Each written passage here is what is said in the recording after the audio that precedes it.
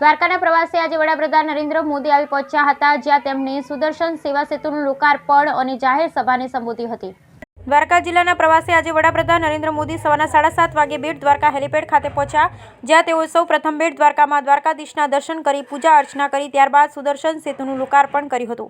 અંદાજિત 978 કરોડના ખર્ચે બનેલ સુદર્શન સેતુના લોકાર્પણ પ્રસંગે વડાપ્રધાન નરેન્દ્ર મોદીની સાથે ગુજરાતના મુખ્યમંત્રી ભૂપેન્દ્ર પટેલ પણ ઉપસ્થિત રહ્યા હતા। બેટ દ્વારકામાં સુદર્શન સેતુના લોકાર્પણ બાદ વડાપ્રધાન નરેન્દ્ર મોદી હવાઈ માર્ગે દ્વારકા હેલીપેડ ખાતે આવી પહોંચ્યા, જ્યાં તેઓ રોડ શો મારફતે દ્વારકાધીશ મંદિરે પહોંચ્યા હતા।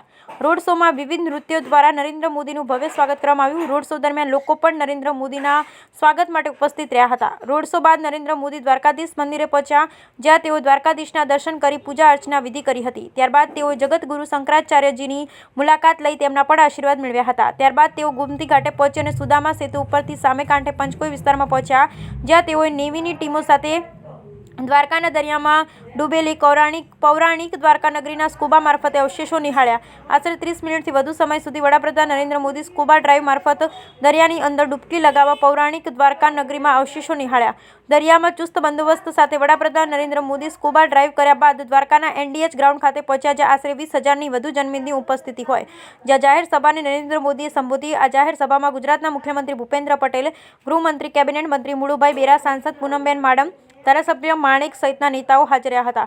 દ્વારકા પધારેલ વડાપ્રધાન નરેન્દ્ર મોદીનું ઉષ્માભર્યું સ્વાગત કરવામાં આવ્યું। દ્વારકાના ધારાસભ્ય પબુભા માણેક દ્વારા સોનાનું મુગટ પહેરાવી નરેન્દ્ર મોદીનું સ્વાગત કરાયું હતું। સાથે 90 કિલો ચાંદી પણ શ્રીરામ મંદિરમાં અર્પણ કરાઈ હતી। તો બાબુભાઈ દેસાઈએ પણ વડાપ્રધાન નરેન્દ્ર મોદીને મુગટ પહેરાવી તેમનું વિશેષણ સન્માન કર્યું હતું।